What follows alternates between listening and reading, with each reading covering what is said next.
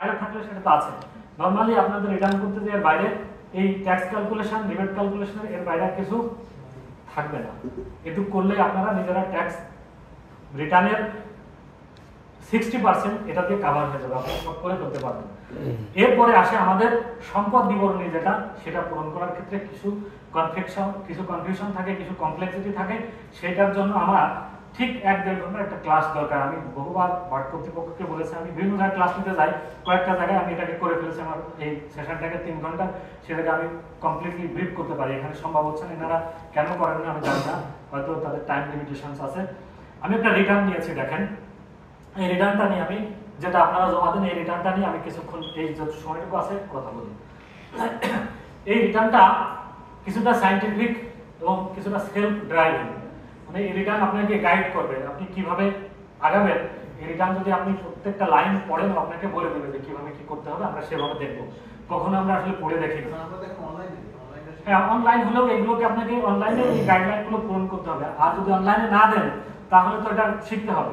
Plus হচ্ছে আমি এই জন্য শেখাচ্ছি যে যদি আপনি অনলাইনে দেন, যে কোনো কারণে আপনার ট্যাক্স ক্যালকুলেশনটা ঠিক আছে কিনা, আপনার সম্পদ বিবরণীটা ঠিক মতো আসলো কিনা, আপনার ট্যাক্স ক্লাবিং ঠিক আছে কিনা, এগুলো তো আপনার চেক করতে হবে, এই জন্য জানা দরকার। আমরা তারপরে একটু দেখি যে কি আছে। ইভেন আপনি অনলাইনে নিজে দিচ্ছেন ঠিক আছে, আপনি ট্যাক্স যখন শিখে যাবেন, আপনি হয়তো আপনার কোনো কলিগকে, আপনার ওয়াইফকে, আপনার আত্মীয় স্বজনকেও হেল্প করতে পারবেন। সেক্ষেত্রে আপনার এই ম্যানুয়াল রিটার্নটা দরকার আছে। আপনাদের এর মধ্যেও তো অনেকে আছেন যে এবার অনলাইনে বাধ্য ছিলেন দেওয়ার জন্য, যারা ঢাকার পর তারা, তাই না?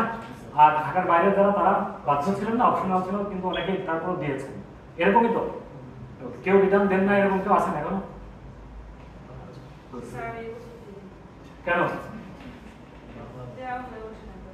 এই তাই কি পরিমাণ দুরবস্থার শিকার হবেন বুঝতে পারছেন।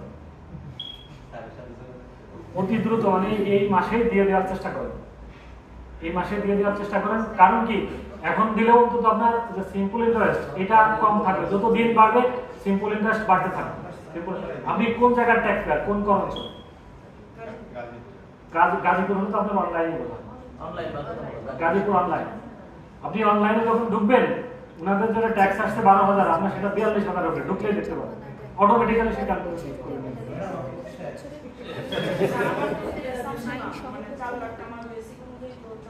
কিন্তু আপনার এখন যে বাড়ি ভাড়া ভাতা, উৎসব, তারপরে চিকিৎসা ভাতা, এগুলো সব তো করযোগ্য হয়ে যাবে।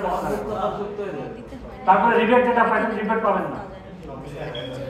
এরকম অনেকের ঘটেছে, ওয়াইড হওয়ার কিছু নাই, 1 বছর ডিফিকাল্টি আপনাকে ফেস করতেই হবে। আচ্ছা, এই সমস্ত ক্ষেত্রে আপনাদের একটা চোরাই বুদ্ধি শেখাই দেয়।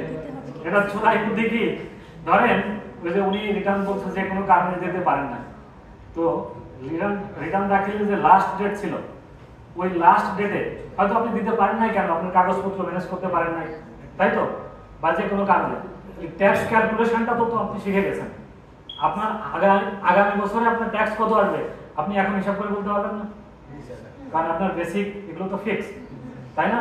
তাহলে আপনি ট্যাক্সটা ক্যালকুলেশন করে যেদিন রিটার্নটা সাবমিটের লাস্ট ডেট ছিল, ওই দিনে আপনি টাকাটা পরিশোধ করে রাখবেন, চালান করে রাখবেন, তাহলে ট্যাক্সটা পেমেন্ট হয়ে গেল আপনার, ঠিক আছে? এরপরে ওই চালানটা দিয়ে আপনি একটা শূন্য রিটার্ন, যে সার্কেলের কতটা, ওখানে জমা দিয়ে দেবেন। তাহলে আপনি রিটার্ন দাখিল করেছেন বলে নবে ট্যাক্স দিয়েছেন, তাই তো? কিন্তু আপনি সব পারছেন না, তাহলে অন্তত চালানটা ট্যাক্স ক্যালকুলেশন করে চালানটা করবেন, করে একটা শূন্য রিটার্ন জমা দিয়ে দিবেন। জমা দিলে আপনি রিটার্ন দিচ্ছেন বলে গণ্য হলে। এখন তো আপনাকে বলতে পারবেন আপনি রিটার্ন জমা দেন না। এখন আপনার রিটার্নের ভুল থাকতে পারে, কিছু না থাকতে পারে, তখন আপনাকে একটা চিঠি দিবে। চিঠি দিলে আপনি এখন কাগজপত্র দিয়ে বা একটা রিভাইজ রিটার্ন দিয়ে দিবেন। যদি আপনি এটা করতে পারতেন, তাহলে আপনার এই যে বাড়তি করের বোঝাটা আর হতো না। কারণ এই আইনটা করা হয় যে নন সাবমিশন অফ রিটার্ন, যে আইন পরিপালন করে না তার জন্য। কিন্তু আপনি তো শূন্য হোক যা হোক রিটার্ন দিচ্ছেন, আর রিটার্নে বলা আছে যে রিটার্ন দিবেন যেদিন, সেদিন থেকে 180 দিনের মধ্যে আবার একটা রিভাইজ রিটার্ন দেওয়া যাবে। কারণ রিটার্ন তো মানুষের ভুল হতে পারে, এই ভুল সংশোধনের জন্য পরবর্তীতে 180 দিন সময় দেওয়া থাকে, 180 দিনের মধ্যে একটা সংশোধিত বা রিভাইজ রিটার্ন দেওয়া যায়। যেহেতু আপনি কোনোটাই করেন নাই, সেক্ষেত্রে আপনার এবার একটু ট্যাক্সের কষ্টটা হবে, কিছু করার নাই, কেউ আপনাকে সমাধান, মানে ভালো সমাধান দিতে পারবে না। প্লিজ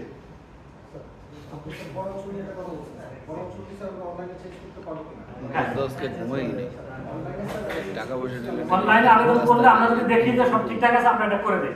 তো নর্মালি নরমালি আমরা এই ফাইল ট্রান্সফার বলি, এটাকে ফাইল ট্রান্সফারের কাজটা একটা অলাভজনক কাজ, মানে আমার এখানে রেভিনিউ ইনভলভমেন্ট নাই, তাই না? এই জন্য আমরা এটা ফেলে রাখি, মাসের পর মাস আপনার আবেদন করে পার্সি করাতে হয়, লিখে থাকতে, নাহলে আমরা এটা পাঠাই না। এই কারণে হয় না। আচ্ছা, 2 নম্বর হচ্ছে কি স্যার, কোন নাম্বার আছে বিশেষ জন্য যে আমরা ম্যাডাম যে কথা বলেছিলেন যে উনি হয়তো জমা দিতে পারেন না, এখন স্যার অনেকে স্যার দেখা গেল আমরা যখন বিএনসি করছি স্যার, তখন বিএনসি করার সময় তো স্যার আমাদের টিম খোলা হয়েছে, প্লাস অনেকে স্যার দেখা গেল যে ক্রেডিট কার্ডের জন্য টিম খোলা হয়েছে। আমি বুঝছি, আপনার কোশ্চেন বুঝছি, মানে আমি বলছি আপনি হয়তো 5-6 বছর আগে টিয়ান করে ফেলছেন, রিটার্ন জমা দেন নাই, তো তাহলে যেটা দেন নাই, আমরা বলছি তো স্যালারিড করতে আমরা অত ঘাটাই না, কারণ আমি তো নিজেও স্যালারি পাচ্ছি না, আর আপনার এখানে সময় নষ্ট করলে আমি কয় টাকা রেভিনিউ পাবো, জন্য আমরা তো ঘাটাই না। আপনি এখন রিটার্ন দিয়ে দেন, যখন যে বছরগুলো দেন নাই ফিসাবিল্লাহ, আপনি যে বছরটা আসছে এই বছর থেকে শুরু করেন। আমরা আগেরগুলো নিয়ে স্যালারিড কর্তাদের অন্তত আমরা এরকম হয়রানি টরানি করার জন্য চেষ্টা করি না। ওকে, আমরা রিটার্নটাতে আগাই। তাহলে এই রিটার্নের ফার্স্ট পেজে একদমই ব্যক্তিগত তথ্য, আপনার কবিরের নাম আছে, তার এনআইডি নাম্বার, তার টিআই নাম্বার, কোন কর অঞ্চলের করদাতা, 23-24 কর বছর ইত্যাদিতে সে কি করে, সে উপপরিচালক রাজধানী উন্নয়ন কর্তৃপক্ষে চাকরি করে ইত্যাদি ইত্যাদি, তার একদম বেসিক তথ্যটা এই ফার্স্ট পেজে আছে। এটা আপনারা আপনাদেরটা যারটা সেভাবে করে নেবেন। সেকেন্ড পেজ, এই সেকেন্ড পেজের থেকে শুরু হলো তার ট্যাক্স ক্যালকুলেশন এবং ট্যাক্সের বিষয়ে। তাহলে প্রথম 30/6/2023 তারিখে সমাপ্ত অর্থ বছরের জন্য আয়করের বিবরণী। তাহলে আগামী বছর আপনারা রিটার্ন দিবেন, সেটা হবে 30/6/2024 তারিখে সমাপ্ত, তাই তো? সেই বছরের জন্য রিটার্ন জমা দিবেন। এটা ইম্পর্টেন্ট না? দেখেন এরপরে 30/25 তাই 30/6/2025। Thank you. তাহলে 1 নম্বরে দেখেন চাকরি হতে আয়, 1 নম্বরে বলছে চাকরি হতে আয়, ব্র্যাকেটে লিখছে এই রিটার্নের তফসিল 1 অনুযায়ী। তাহলে আমাকে এখন এই রিটার্নের মধ্যে একটা তফসিল 1 আছে, সেই তফসিলে উনি যেতে বলছে, রিটার্নটা আমাকে বলছে আপনি তফসিল 1টা পূরণ করে আসেন। আমরা দেখি তফসিল 1 কোথায় আছে, এই তফসিল 1, তাই তো? তাহলে আমি ওখানে বললাম যে এই রিটার্নটা সেলফ ড্রাইভেন, আপনাকে গাইড করবে যে কোথায় যেতে হবে। তো যখন আমি 1 নম্বর ঘরে চাকরি থেকে আই, তখন আপনি বলছে আগে তফসিল 1 পূরণ করে আসেন। তফসিল 1 এসে নাম লিখছে, টিয়ান লিখছে, এরপরে তার ইনকাম ছিল কি, মূল বেতন ছিল 6,15,000 টাকা। মূল বেতন করযোগ্য আয় না কর মুক্ত আয়? করযোগ্য আয়। তাহলে এটাকে আমি প্রথম ঘরে সবগুলোই আসবে, পরে এটাকে আবার একটা দেখেন কর অব্যাহতি প্রাপ্ত আয়ের একটা ঘর আছে, নিট করযোগ্য আয়ের ঘর একটা আছে। তাহলে যেটা কর অব্যাহতি প্রাপ্ত সেটা আমি এই ঘরে লিখবো, আর নিট করযোগ্যটা নিট করযোগ্যর ঘরে লিখবো। তাহলে তার যে ভাতাগুলো ছিল এর মধ্যে করযোগ্য ছিল কি, উৎসব ভাতা আর মূল বেতন, এই দুটো আমি এক পাশে লিখছি দেখেন। আর অন্যান্য তার ভাতা ছিল শিক্ষা ভাতা, মোবাইল ভাতা, চিকিৎসা ভাতা, নববর্ষ ভাতা, সেগুলো আরেক ঘরে লিখছি। দেখি প্রত্যেকটা ঘরে আমি যোগ করছি। তাহলে তার করযোগ্য আয় কত আসছে? 7,18,200 টাকা। 200 টাকা। তাহলে এই 7,18,200 টাকাকে আমি ওই যে ওখানে শিফট করছি। ক্লিয়ার? জি স্যার। ওকে। এরপরে 2 নম্বর বলছে ভাড়া হতে আয়, এই রিটার্নের তফসিল 2 অনুযায়ী। তাহলে যদি আপনার ভাড়া আয় থেকে থাকে তাহলে আমি তফসিল 2-এ চলে যাব। আমাকে কেউ একজন বলেন যে ভাড়া আয়ের ক্ষেত্রে আপনার একটা বাড়ি আছে, এই বাড়িটা আপনি প্রত্যেক মাসে 50,000 টাকা ভাড়া পান, তাহলে আপনি ভাড়া আয়টা কিভাবে দেখাবেন? আমরা আগে যে ফর্মুলা ইউজ করছি, 25% তো টোটাল গ্রসের, গ্রসটাকে কি নেবেন আপনি? 12 মাসের ভাড়া, যদি অ্যাডভান্স থাকে নেবেন, তাই তো? যদি সার্ভিস চার্জ পান সেটা নেবেন, ইত্যাদি যা আছে সব নেবেন। নেওয়ার পর এখান থেকে আপনি বাদ দিবেন কি, যদি 25%, যদি কমার্শিয়াল হয় 30%, যদি আবাসিক হয় 25% বাদ দিবেন। যদি বাড়ির এগেইনস্টে লোন থাকে সেই লোনের ইন্টারেস্ট পে করছেন, ইন্টারেস্টটা বাদ যাবে, তাই তো? যদি আপনি এই বাড়ির জন্য ইন্স্যুরেন্স করে থাকেন, অনেকে বাড়ির জন্য ইন্স্যুরেন্স করে, যে বাড়ি আগুন লাগলে সে পলিসি থেকে টাকা পাবে, তাহলে ইন্স্যুরেন্সের জন্য ওই বছরের যতটুকু আপনি পরিশোধ করছেন সেটাও বাদ যাবে। এরপর যদি আপনি পৌর কর দিয়ে থাকেন, সিটি কর্পোরেশন ট্যাক্স দিয়ে থাকেন, ল্যান্ড ট্যাক্স দিয়ে থাকেন, সেইগুলো এখান থেকে বাদ যাওয়ার পরে যেটা থাকবে সেটা নিট করযোগ্য ভাড়া হতে হয়। মর্গেজ দিয়ে রাখলে স্যার? হ্যাঁ, মর্গেজ দিয়ে থাকলে সেটা অন্যান্য উৎসের আয় হবে, আমি বলছিলাম তখন জিনিস দেওয়া থাকে, তাই তো? তাহলে এই বলছে কি, তফসিল 2-এ দেখি, এই যে তফসিল কত বলছিল? তফসিল 2, হ্যাঁ তফসিল 1 এটা দেখা যায়, এটা তফসিল 2 স্যার। তাহলে তফসিল 2-এ দেখেন কি বলছে, এই যে সম্পত্তির অবস্থান, বিবরণ ও মালিকানার অংশ। আপনি যদি একটি বাড়ির মালিক হন তাহলে সেটার অবস্থান কোথায়, কত আয়তনের বাড়ি, কত তলার বাড়ি, সেটাতে আপনার অংশ কত, এটাই ফাঁকা জায়গাটুকুতে লিখতে হবে, যাতে আমরা এটাকে ডিফাইন করতে পারি যে বাড়িটা অবস্থান কোথায়। আমি তো পরে তদন্ত করবো, তাহলে বাড়িটা আমার জানা লাগবে যে কোথায় আছে, এখানে বিস্তারিত লিখবেন। লেখার পরে আবার ভাড়ার মূল্য কি কি আসবে, দেখেন প্রাপ্ত ভাড়ার মূল্য বা বার্ষিক মূল্য এই দুয়ের মধ্যে যাহা অধিক। কেন লিখলাম, ওই যে যদি আপনার 9 মাস ভাড়া দেওয়া থাকে, তাহলে আপনি এখানে ভাড়া নেবেন কয় মাসে, 12 মাসের। 12 মাসের নেবেন, পরে শূন্যতা ভাড়া বাদ যাবে, শূন্যতা ভাড়ার জন্য বাদ দেওয়ার জায়গা দেওয়া আছে। এরকম বাদ দেওয়ার পরে, এগুলো বাদ দেওয়ার পরে আরো 25%, এটা কিসের দেন? আচ্ছা, ওকে। বাট আমি আগেই বলছি যে আমরা ক্লাসে একটা 10 মিনিট পর্যন্ত কন্টিনিউ করব, তারপরে জামাতে নামাজ পড়বো ইনশাআল্লাহ। ওকে, তাহলে এই বাড়ি ভাড়া থেকে আমরা আয়টা এভাবে নিব, নিয়ে এই নিট যে বাড়ি ভাড়া আয় আসবে সেটা আমরা এখানে শিফট করব। এই আফনান কবিরের বাড়ি ভাড়া থেকে কোনো আয় নাই, ছিল না বলে আমরা নেইনি। ওকে, এরপরে 3 নম্বরে কৃষি হতে আয়, এটার জন্য বলছে একটা তফসিল 3 অনুযায়ী। কৃষি আয়ের তফসিল 3 এ যাওয়ার দরকার নেই, আপনি যা ফসল বিক্রি করছেন 60% খরচ, 40% ইনকাম, তাই তো? এর তো আর বাইরের কিছু নাই। তো এর বাইরেও থাকতে পারে, যদি কেউ কৃষির জন্য, অনেকে এলাকাতে এসএমই লোন পাওয়া যায় কৃষির জন্য, যদি লোন নিয়ে থাকে সেই লোনের যদি সুদ পরিশোধ করতে হয় সেগুলো বাদ যাবে, মানে মোর দ্যান কমন সেন্স। যদি কোনো জেনুইন খরচ থেকে থাকে সেগুলো এরপরে বাদ দিতে পারে। তারপরে হ্যাঁ, ব্যবসা হতে আয় আমাদের নাই। মূলধনী আয়, এই মূলধনী আয়টা আমি আপনাদের সাথে আলোচনা করি নাই, আমার কেন যেন তখন মনে হচ্ছে যে একটা হেডস অফ ইনকাম আমরা স্কিপ করে গেছি। মূলধনী আয়টা কি? অ্যাকাউন্টিং এর যারা স্টুডেন্ট, আমি এই জন্য প্রথমে বলছিলাম আমাদের যত রকম সম্পদ আছে সেই সম্পদটাকে আমরা 2 ভাগে ভাগ করি, একটা ক্যাপিটাল অ্যাসেট বলি, একটা কারেন্ট অ্যাসেট বলি। কারেন্ট অ্যাসেট কোনটা? আমি যদি খুব সংক্ষিপ্ত একটা উদাহরণ দেই, যদি ব্যবসায়িক পারপাসে আমার একটা কম্পিউটার থেকে থাকে, যে কম্পিউটারটা আমার ব্যবসায়িক কাজে ব্যবহার করা হয়, এই কম্পিউটারটা ব্যবসায়িক কাজে ব্যবহার করা হয়, তাহলে এই কম্পিউটারটার মূল্য 50,000 টাকা। এটা এই ব্যবসায়ের ক্যাপিটাল অ্যাসেট, মূলধনী সম্পত্তি। ক্যাপিটাল অ্যাসেটের বাংলা হচ্ছে মূলধনী সম্পত্তি। আর এই কম্পিউটারটা রান করাতে আমার টোনার কেনা লাগে, পেপার কেনা লাগে, তাই তো? এইগুলো হচ্ছে, এইগুলো যদি অনেক পরিমাণ কিনে ফেলছি, 30 জুন তারিখে কোনো অব্যবহৃত থাকে টোনার বা কাগজ, সেগুলো হচ্ছে আমার চলতি সম্পত্তি, কারেন্ট অ্যাসেট। ঠিক আছে? তাহলে মূলধনী আয় যেটা, এই মূলধনী সম্পদ হস্তান্তর করে যদি কোনো আয় থেকে থাকে সেটাকে আমরা মূলধনী আয় বলবো। আরো সংক্ষেপে বললে, আপনারা যদি কোনো জমি বিক্রি করেন, কোনো গাড়ি বিক্রি করেন, এই কম্পিউটারটা কয়দিন পরে বিক্রি করে দেন, তাহলে এইগুলো হচ্ছে আপনার মূলধনী সম্পত্তি। বিক্রি করে যদি কোনো আয় থেকে থাকে সেটাকে আমরা বলি মূলধনী আয়। সাপোজ আপনি একটা জমি কিনে রেখেছিলেন 10,000 টাকা দিয়ে, ওই জমির সময় এবং অবস্থানগত ব্যবধানের কারণে 10 কোটি টাকা দাম হয়ে গেছে, আপনি বিক্রি করছেন, তো 9,90,00,000 টাকা কি আপনার ইনকাম? ইনকামটাকে বলা হচ্ছে কি মূলধনী আয়। ওই যে হেডগুলো আমি ইনকামগুলো আলোচনা করেছি, ওই হেডের মধ্যে একটা বাদ গেছে, সেটা হচ্ছে মূলধনী আয়। তাহলে মূলধনী আয় কি বোঝা গেছে? এখন এই যে 9,90,00,000 টাকা আপনি জমি বিক্রি করে ইনকাম করেছিলেন, এটা যখন রেজিস্ট্রেশন করতে গেছেন তখন কিন্তু রেজিস্ট্রি অফিস একটা ট্যাক্স কেটে নিয়েছে। এই ট্যাক্সটাই ফাইনাল সেটেলমেন্ট, এটার উপর আপনাকে আর কোনো ট্যাক্স দিতে হবে না, কিন্তু এই ইনকামটা আপনাকে ট্যাক্স ফাইলে শো করতে হবে। ট্যাক্স ফাইলে ইনকামটা শো করতে হবে। 9,90,00,000 টাকা আপনার মূলধন ইনকাম, কিন্তু ট্যাক্স ক্যালকুলেশন করার সময় এই 9,90,00,000 টাকা বাদ দিয়ে আপনি ট্যাক্স ক্যালকুলেশন করবেন। কথা ক্লিয়ার? ওকে, এটা কেন আসলো? ও যে মূলধনী আয় ছিল।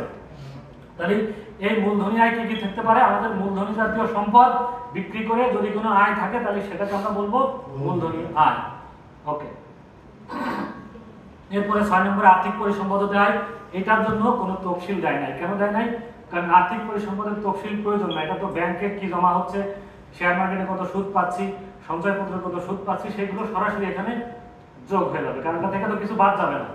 বাদ যাবে কি? শুধু যদি আপনার সার্ভিস চার্জ বা অন্যান্য কিছু কেটে থাকে, এরকম সামান্য কিছু থাকে, সেগুলো বাদ যাবে। সেগুলো বাদ দিয়ে আপনি একটা আলাদা কাগজে বা নিজে যদি চান একটা ব্যাখ্যা দিয়ে আপনি দিতে পারেন, না দিলেও ইনকাম ট্যাক্স ডিপার্টমেন্ট এটা নিয়ে আপনাকে বলার করবে না। এটা হলো আর্থিক পরিসম্পদের আয়। এরপরে 7 নম্বরে অন্যান্য সূত্রের আয়। এটার জন্য কোনো তফসিল নাই। অন্যান্য সূত্রের আয় আপনার যা থাকে একসাথে সরাসরি বসিয়ে দিবেন। দেওয়ার পর যোগ করার পর এই ভদ্রলোকের ইনকাম হলো 7,76,203 টাকা। এটা হচ্ছে তার নিট করযোগ্য আয়। নিট করযোগ্য আয়। এটার উপর ট্যাক্স ক্যালকুলেশন করা হয়েছে 40,130 টাকা। তারপরে সে রিবেট পেয়েছে 23,046 টাকা। তার নিট ট্যাক্স আসছে এখন 17,084 টাকা। মূলধনী আয় কি দেখানো হচ্ছে? হ্যাঁ, মূলধনী আয় কি দেখানো হচ্ছে? না, এটা দেখানো হচ্ছে। তাহলে এটাতে তার ট্যাক্স আসছে কত? 17,084 টাকা। এখন এটা কিভাবে দিচ্ছে দেখি। এটা বলছে কর পরিশোধের বিবরণ। এই 17,000 টাকার মধ্যে তার বেতন থেকে 12,400 টাকা ট্যাক্স কেটে নিয়েছিল। আর তার একটা গাড়ি আছে, সেই গাড়ির উপর 25,000 টাকা ট্যাক্স দিয়েছে। তো এটা ট্যাক্স দেওয়া গেছে কত? 37,400 টাকা। কিন্তু তার ট্যাক্স ছিল কত? 17,084।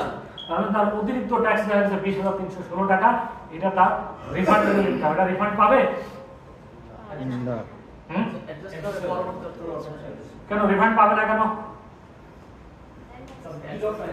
আচ্ছা, রিফান্ড পাবে যদি তার অ্যাকচুয়ালি সে ট্যাক্স বেশি দিয়ে থাকে। সাপোজ এই লোকের গাড়ির ট্যাক্স ছিল না, এমনি তার স্যালারি থেকে বা অন্যান্য জায়গা থেকে ট্যাক্স কেটে নেওয়ার পরে ধরেন এই যে আমি আজকে এখানে ক্লাস নিচ্ছি, আমাকে একটা সম্মানী দিচ্ছে, সম্মানের উপর কত পার্সেন্ট ট্যাক্স কেটেছে? 10%। আমার কোন কোন জায়গায় বিনিয়োগ আছে, আমার সঞ্চয়পত্রে বিনিয়োগ আছে কিনা বা কোথাও কোনো বিনিয়োগ আছে কিনা, এই বোর্ড অথরিটি জানে। আমার ট্যাক্স তো মিনিমাম ট্যাক্স হতে পারে মাত্র 3,000 টাকা, কম হতে পারে, তাই না?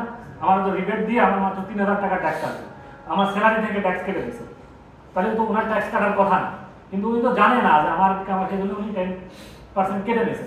তাহলে এই ক্ষেত্রে যদি আমার রিফান্ড হয়ে থাকে, সেই রিফান্ড আমি পাবো, এক্সেপ্ট শুধুমাত্র সঞ্চয়পত্র, তারপর জমি বিক্রির যে ট্যাক্স এবং গাড়ির যে ট্যাক্স, এই যে ট্যাক্স দেওয়া হয় সেইগুলো বাদে অন্যান্য যত ট্যাক্স আছে সব যদি রিফান্ড হয় আপনি পাবেন। তাহলে সঞ্চয়পত্র থেকে যে ট্যাক্স কেটে নিছে, গাড়ির জন্য আপনি যে ট্যাক্স দিয়েছেন এবং জমি বিক্রি করে মূলধনী সম্পত্তি বিক্রি করে যে ট্যাক্স দিয়েছেন, সেটা রিফান্ড পাওয়া চূড়ান্ত করদায় বলে এগুলো রিফান্ড পাবেন না। তাহলে এই ব্যক্তির এই যে তার 20,000 টাকার ট্যাক্স বেশি দিয়েছে, এর মধ্যে কিন্তু গাড়ির 25,000 ছিল, এই জন্য সে ট্যাক্স রিফান্ড পাবেন, আদারওয়াইজ সে রিফান্ড পেবে। তাহলে আপনি রিফান্ড অবশ্যই পাবেন। এখন নরমালি প্র্যাকটিস কি যে এই রিফান্ড পাওয়াটা খুবই টাফ। এই রিফান্ড ভাউচার 3 জন অফিসারে সাইন করতে হয়। আপনি যে সার্কেলের কর্তাটা, সে আপনি যখন রিফান্ডের জন্য আবেদন করবেন, সেই আবেদনটা একজন এডিশনাল কমিশনার কাছে ফরওয়ার্ড করবে। এডিশনাল কমিশনার একজন কমিশনারকে ফরওয়ার্ড করবে, করার পর উনি যদি অনুমোদন দেওয়ার পর আসবে, আসলে এটা বাংলাদেশ ব্যাংকে পাঠাতে হবে অ্যাডভাইজার লিখে। বাংলাদেশ ব্যাংক ফাইনালি আপনাকে রিফান্ড দিবে, কারণ গভর্নমেন্ট এক্সাইজ থেকে টাকা বের করা খুবই কঠিন কাজ। নরমালি এইসব হ্যাসেলের কারণে ছোট ছোট ট্যাক্স রিফান্ড হয়, তারা কেউ আবেদনই করে না। আবেদন করলে যদি আবেদন করে তাহলে 7 কর্মদিবসের মধ্যে উপকার কমিশনার রিফান্ড দিতে বাধ্য। যদি সে না দেয় তাহলে প্রতিদিনের জন্য আপনি সিম্পল ইন্টারেস্ট হিসেবে যদি আবেদন করেন যে আমার এতদিন দেরিতে দিছে, এটার জন্য আমি ইন্টারেস্ট চার্জ করে, সেটা সহ আপনাকে দিতে হবে। আইনটা এত কড়া, বাট কেউ করে না বলে আমরা অন্তত নিরাপদে আছি। এটা তো পরের বছর থেকে অ্যাডজাস্ট করতে। হ্যাঁ, ভালো কথা, এটা আপনি অ্যাডজাস্ট করতে পারবেন। কিন্তু ওনার যে ঘটনা ঘটছে, এই ঘটনা প্রত্যেক বছরই হয়তো ঘটে থাকে। কোন বছরের সাথে অ্যাডজাস্ট হবে? হ্যাঁ, খুবই কঠিন না। কিন্তু যদি আপনি আবেদন করেন, যেহেতু আমি যদি কোনো আবেদন পেয়ে যাই, যেহেতু আমার একটা ভয় আছে যে উনি যদি না দেয় টাইম, তাহলে উনি আমার উপর ইন্টারেস্ট চার্জ করবে, তখন তো এটা আমার ব্যক্তিগত দায় হয়ে যাবে। কিন্তু কেউ আবেদন করলে আমরা সেটার সাথে সাথে ব্যবস্থা নাই। কিন্তু আবেদন যে করেন, ওনার যদি পরিমাণ কম, উনি জানেন যে আমার এত জায়গা দৌড়াতে হবে, সেই ভয়ে আপনি আবেদনই করেন না। নর্মাল প্র্যাকটিস হচ্ছে। আচ্ছা, আমরা আরেকটু আগাই।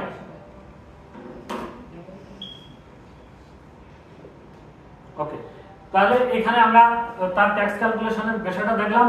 বেতন, এরপরে এই ঘরটাতে আপনি রিটার্নের সাথে কি কি দিচ্ছেন এভিডেন্স, সেগুলো লিখে দিবেন। আপনি বেতন বিবরণী দিচ্ছেন, ব্যাংক বিবরণী দিচ্ছেন, জিপিএফ স্টেটমেন্ট দিচ্ছেন, এরপরে আরো যদি কোনো জমি কিনে থাকেন সেই জমির দলিল দিচ্ছেন, বা অন্য কোনো ডকুমেন্ট যেটা আপনার যা প্রয়োজন মনে করছেন সেগুলো এখানে লিখে দিবেন। কি জন্য লিখে দিবেন? যদি এখানে লিখে দেন তাহলে বোঝা যাচ্ছে যে আপনি এগুলো দিচ্ছেন। ভবিষ্যতে আপনার ফাইল যখন আমরা অডিটে সিলেক্ট করি, লিখে দিলে উনি ব্যাংক বিবরণী দেন নাই, তারপর এটা দেন নাই, আপনি এখানে না লিখে রেখে যদি দেন, তাহলে আমার স্টাফ খুব দুষ্ট, সেটা ফেলে দেবে। সেটা ফেলে দিয়ে বলবে যে এটা ব্যাংক বিবরণী দেন নাই বলে এটা অডিটে ফেলা হলো। একবার, যে বছর কিনছেন বা যে বছর বিক্রি করছেন, শুধু ওই বছর। এজন্য আপনি যা যা দিবেন এখানে লিখে দিবেন।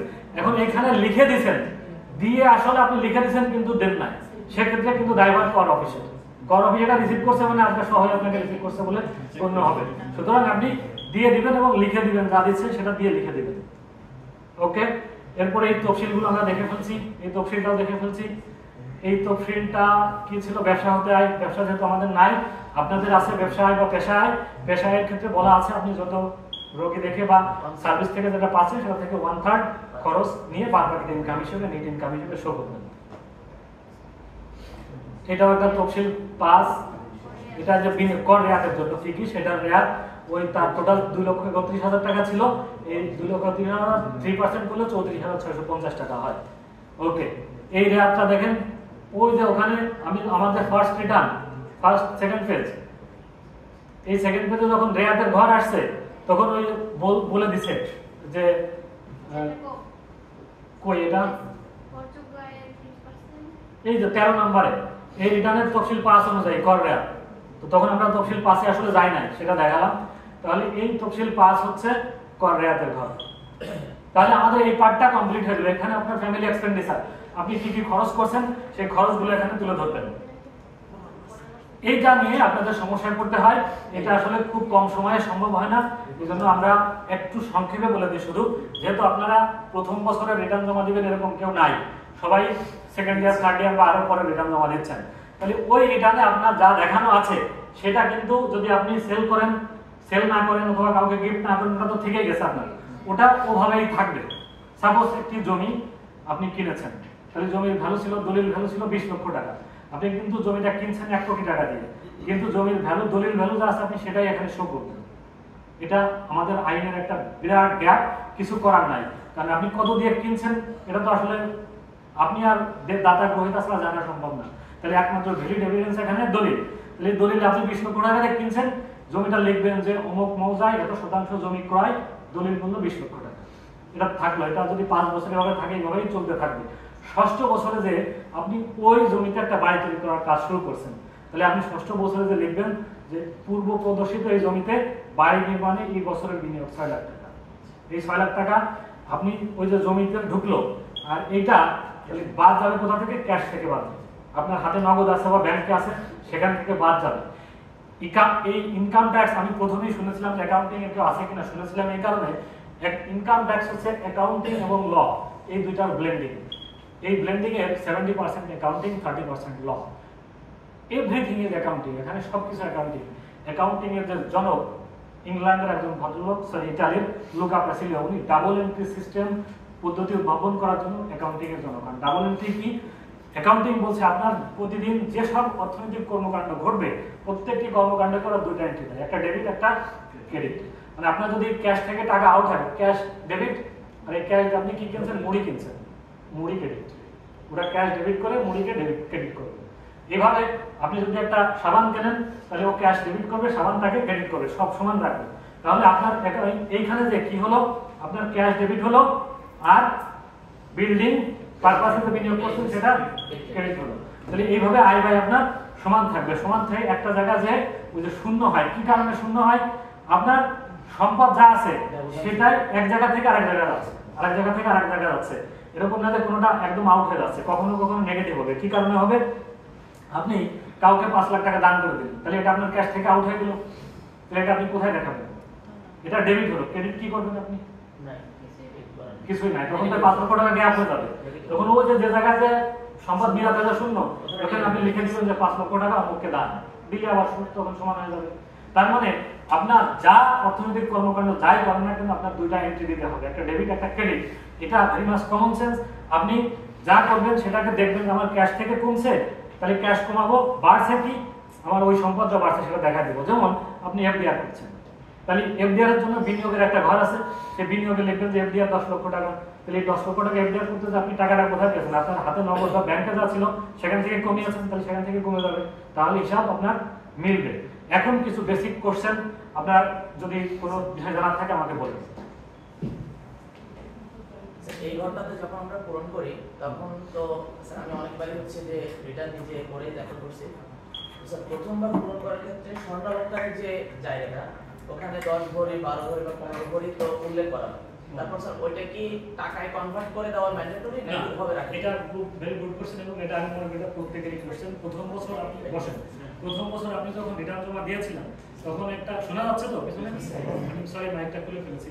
তো প্রথম বছর যে 10 ভরি গোল্ড আপনি দেখিয়েছিলেন, ওই ওয়াইজ কাজ হচ্ছে আপনি 10 ভরি গোল্ড তো দেখিয়েছেন হয়তো ইনহেরিটেডলি অথবা বিয়ের সময় দিয়েছেন এরকম, তাই তো? তাহলে আপনি তো এটা আসলে মূল্য নাই, এটা মূল্য লিখবেন আলাদা। কেউ যদি মূল্য দেখিয়ে থাকেন তাও ভয়ের কিছু নাই, কিন্তু এটা একটা রং মেথড, কারণ এটা তো আসলে মূল্য আপনি জানেন না। বলে কি বাজার মূল্য লেখেন, বাজার মূল্য লেখার দরকার নাই, কারণ মূল্য তো পরিবর্তন হয়। আর মূল্য দেখলে একটা সমস্যা হয়, যখন আপনি গোল্ড বিক্রি করবেন তখন কিন্তু আপনার ক্যাপিটাল গেইন হবে, তো মূলধনী লাভ হবে। আর যদি আপনি মূল্য শূন্য দেখায় থাকেন তাহলে তখন এটা ক্যাপিটাল গেইন হবে না, আপনার ট্যাক্সের কোনো বিষয় আছে। যারা জিরো দেখিয়েছেন, হ্যাঁ অনলাইনে রিটার্ন কিন্তু স্যার মূল্য না দেখাতে সাবমিট জিরো দেখাবেন, মূল্য মানে জিরো দেখাবেন। অনলাইনে যারা দেখাবেন তারা জিরো দেখাবেন, জিরো দিলেই নিয়ে নেবেন, জিরো দিলেই নিয়ে নেবেন। আচ্ছা, এরপরে আরেকটা জিনিস অনেকে ভুল করে বা অনেকে চালাকি করে, আমি বলবো কি করে, যে ধরেন বলছে যে আমার আর অনেকে বলে যে আমি আমার বাচ্চার জন্মদিন বা শূন্যতে খাতনা আমি এখানে 3 ভরি গোল্ড গিফট পেয়েছি, এরকম প্রত্যেক বছর 3 ভরি করতে করতে 100 ভরি হয়ে গেছে। ঠিক আছে, এটা হচ্ছে অত্যন্ত বোকামির কাজ এবং চালাকি করে বোকামির পরিচয় দেয়। কারণ হতে পারে বাস্তবে ঘটতেও পারে, তাহলে আমরা দেখবো কি আপনাকে কে গোল্ডটা দিচ্ছে, তার ট্যাক্স থেকে আউট হয়েছে কিনা আমি ক্রস ভেরিফাই করব। যদি ক্রস ভেরিফাই করেন, আপনি যদি তালিকা না দেন যে কে আপনাকে গোল্ড দিচ্ছে, তাহলে আমরা এটা ধরে নিব যে এটা ফলস স্টেটমেন্ট, তখন এই গোল্ডের মূল্য ধরে এটার উপর আমরা ট্যাক্স করে দেব। তো এরকম করার কোনো দরকার নেই। যদি জেনুইনলি পেয়ে থাকেন, আপনাকে জেনুইনলি দিয়ে থাকে, আপনি যদি ট্যাক্স ফাইলে দেখাতে চান, তাহলে আপনাকে যে দিছে তাকে বলবেন যে ভাই আমি এটা আমার ট্যাক্স ফাইলে দেখাবো, আপনি আপনার ট্যাক্স ফাইলে দেখিয়ে দেন, তাহলে আপনি কি বলতে বলবেন। ঠিক আছে, ওনাকে না জানা যদি কারো নাম দিয়ে দেওয়া হয় যে অমুকে গোল্ড দিচ্ছে, যেমন আমি যদি উজ্জ্বল দিয়ে ডাক্তার উজ্জ্বল উজ্জ্বলের ট্যাক্স ফাইল আমরা উজ্জ্বলের ট্যাক্স ফাইল দেব। হ্যাঁ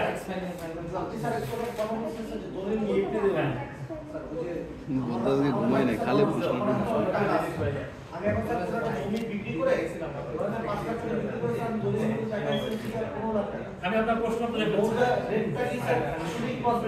আমি বুঝে ফেলছি।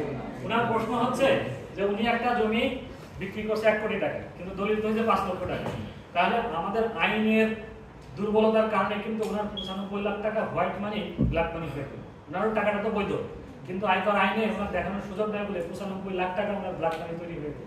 ওনার প্রশ্ন ছিল যে আমরা ক্রস ভেরিফাই দলিল মূল্য তো সাব রেজিস্ট্রি অফিস যেটা করছে সেটা তো একটা কংক্রিট এভিডেন্স, এবং আমাদের যে সাক্ষ্য আইন আছে এবং এভিডেন্স অ্যাক্ট আছে, সেই এভিডেন্স অ্যাক্টে এই দলিলটাকেই একমাত্র মানে আমলযোগ্য বলে বলা হচ্ছে। সুতরাং এটাকে আমাদের অস্বীকার করার বা এটাকে বাইপাস করার কোনো সুযোগ নেই। আপনি যে 95 লাখ টাকা নিয়েছেন তার কিছু করার নেই। উল্টোটা বলছি স্যার, যেমন হচ্ছে কি যেমন কোনো জায়গায় এলাকার মূলধন এটা হচ্ছে 1 লাখ টাকা, কিন্তু আমি স্যার বিক্রি করছি বেশি টাকায়। হ্যাঁ, এবং স্যার আমি দলিলও দেখাচ্ছি বেশি টাকায়। আপনি কি করছেন না করছেন আমাদের দেখার বিষয় না, বা কেউ দেখবে না। দলিলে আপনি কি দিচ্ছেন সেটাই আমাদের হিসাব, এর বাইরে কিছু না। আমি প্র্যাকটিক্যাল অভিজ্ঞতা বলি, আমি অ্যাসিস্ট্যান্ট কমিশনার অবস্থায় কুমিল্লাতে আমার 6 মাসের পোস্টিং ছিল। এই কুমিল্লাতে একজন ডাক্তার, খুবই সুনামধন্য ডাক্তার, একজন গাইনোকোলজিস্ট, আমি নাম বলছি না, বললে আপনারা অনেকে চিনে যাবেন যেহেতু ওনার ব্যক্তিগত বিষয়, তারপর আমি বলে ফেলছি যেহেতু উনি একটা জমি, উনি খুবই সম্ভ্রান্ত পরিবারের মেয়ে, ওনার পৈতৃক সূত্রে কুমিল্লা শহরে একটা জমি পেয়েছিলেন। এই জমিটা উনি 8 কোটি টাকা বিক্রি করছেন। ওনার ফ্যামিলির কেউই এখন দেশে নাই, সব ওই পারে, উনি এখানে আছেন। তো এই 8 কোটি টাকা বিক্রি করে উনি এফডিআর করছেন। আমি ওনার যে কোনো কারণে ব্যাংক সার্চ দিয়েছি, দেওয়ার পর 8 কোটি টাকা এফডিআর পেয়েছে, এটা ওনার ফাইলে দেখানো ছিল না। তো ওনাকে আমি যখন নোটিশ করেছি, উনি এনে দলিল সাবমিট করে আমার কাছে আসছে, আমি তো এটা আমার বাবার জমি বিক্রি করে আমি টাকা পেয়েছি। তখন দেখলাম ওনার মাত্র 8 কোটি টাকার জমি মাত্র 65 লাখ টাকা দলিল মূল্য হয়েছে। ওই 65 লাখ বাদে 7 কোটি 35 লাখ টাকার উপর আমি ট্যাক্স করে দিয়েছিলাম, এবং ওনাকে আমি বুঝাইছি যে আইনে আমার কিছু করার নাই, আপনি কেউই কিছু করতে পারবেন না। পরে উনি এটা 4-5টা কিস্তিতে ট্যাক্সটা দিয়ে দিয়েছেন, কিছু করার নেই। এটা কিন্তু ওনার একদম জেনুইন বাবার জমি, সেটা বিক্রি করে উনি এফডিআর করছেন। কিন্তু উনি যদি বুদ্ধি করে ওই জমির ভ্যালুয়েশনটা বেশি করতেন, ট্যাক্স মানে রেজিস্ট্রেশন মূল্য বাড়াতেন, এই জন্য অনেকে কি করে ট্যাক্স কমানোর জন্য রেজিস্ট্রেশন কমায় দেয়। আবার অনেকে যারা চালাক, ধরেন আমার একটা জমি আছে, আমি টাকা হোয়াইট করবো, আমার অবৈধ ইনকাম আছে, আমার টাকা হোয়াইট করবো, আমি একটা জমি বিক্রি করছি 20 লাখ টাকা, যার কাছে বিক্রি করবো ওকে আমি বলি যে আমার এই জমিটা আপনি 1 কোটি টাকা আমি দলিল করবো, দলিল মূল্য যা আছে আমি দিয়ে দেবো, তাহলে কিন্তু আমার টাকাটা 1 কোটি টাকা হোয়াইট হয়ে যাবে। উল্টা ঘটনাও ঘটে, মানে যে যেভাবে আইনকে প্রয়োগ করে সেভাবে সুবিধা পায়, বেনিফিট পায়। আরো অনেক বিষয় স্যার আছে। একটা প্রশ্ন ছিল স্যার। হ্যাঁ। স্যার ধরেন স্যার এখন 2025 সাল চলে স্যার, তো আপনি কি স্যার আবার 2019 সালে ট্যাক্স ফাইলের কোনো ভুল কি ধরতে পারবেন স্যার, বা কত বছর আগের পর্যন্ত স্যার ধরা এতদিন যায়? আইনে ছিল আমরা 6 বছর ব্যাকে দিয়ে ধরতে পারতাম। জি স্যার। তো একবার একটা ডিবেট উঠলো, একদম বিরাট একটা কনসিলমেন্ট, মানে একটা আয় গোপন আমরা পেয়েছি, সেটা 8 বছর আগে। সেখান থেকে আমাদের প্রায় 2500 কোটি টাকা রেভিনিউ আসবে। এটা কোম্পানি গ্রামীণ ফোনে বলে, তো গ্রামীণ ফোন একটা ট্যাক্স ফাঁকি দিছে, সেটা আমরা 2500 কোটি টাকা সেখানে ট্যাক্স ফাঁকি 8 বছর আগে। আইন বলতে 6 বছর ব্যাকে যেতে পারলাম, তখন আমরা ওই রেভিনিউটা কালেক্ট করতে পারি না, ওই রেভিনিউটা আমাদেরকে ছেড়ে দিতে হয়েছে। তখন ওই ছেড়ে দেওয়ার এক্সপিরিয়েন্স থেকে আমরা পরে আইন করছি যে যদি যার যে 100 বছর আগে যদি কারো ট্যাক্স ফাঁকি থেকে থাকে সেটাকে আমরা এখন আমলে নিতে পারবো। নিয়ে এটা বিগত 6 বছরের মধ্যে ট্যাক্স ফাঁকিটা সংগঠিত হয়েছে বলে গণ্য করা হয়। এটাকে এখন ওপেন করা হয়েছে। স্যার আয়কর ফর্মের বিষয়ে দেখা যায় যে 1984 সালে একটা ফর্ম আছে, 2012 এর একটা ফর্ম আছে স্যার। ফর্মের রিটার্ন ফর্ম, রিটার্ন সবগুলো আপনি যে কোনটা চালাচ্ছেন, যেটা কমফোর্টেবল, যেটা আপনি কমফোর্টেবল, যেটাতে আপনি ইউজ টু সেটা ইউজ করবেন। ফাইনালি আমার রিকোয়েস্ট, আপনারা আজকে যতটুকু শিখছেন অন্তত নিজের রিটার্নে এইটুকু অ্যাপ্লাই করেন। বাদ বাকিটার জন্য আপনার যদি ট্যাক্সের কোনো ফ্রেন্ড থেকে থাকে বা কোনো পরিচিত থেকে থাকে, সেকেন্ড ইয়ারে তার হেল্প নেন, থার্ড ইয়ারে তার 10% হেল্প নেন, ফোর্থ ইয়ারে আমি বিশ্বাস করি আপনারা নিজেদের রিটার্ন নিজেরাই করতে পারবেন। নিজেরা রিটার্ন করার চেষ্টা করেন। প্রয়োজন হলে ইভেন আমাকে ফ্রি করে দিচ্ছি, প্রয়োজন হলে আপনারা আমাকেও ফোন করতে পারেন। আমি অনেককেই ফোনে এরকম সুবিধা মানে এই সুযোগটা দিয়ে থাকি। যদি কারো আগ্রহ থাকে, আমি গত কোর্সে একটা ডাক্তারদের ক্লাস নিয়ে গেছি, 2-3 জন আমাকে এর মধ্যেই অলরেডি ফোন করেছে। স্যার ফোন নাম্বারটা যদি একটু দিতেন স্যার। ফোন নাম্বার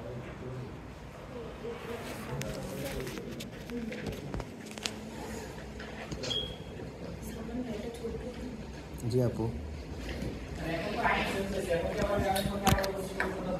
না, ওটা যদি আইন যখন চেঞ্জ হয়েছে তখন যদি আইন বলা থাকতো যে আইনের রেট্রোস্পেক্টিভ ইফেক্ট মানে দুদক কার্যকর হবে, তাহলে সম্ভব ছিল, কিন্তু করা হয় না, এটা হয় না আসলে। স্যার কপি, স্যার কপি লিখেছিলেন sir? We know about income tax. Sir, please keep us in your prayers.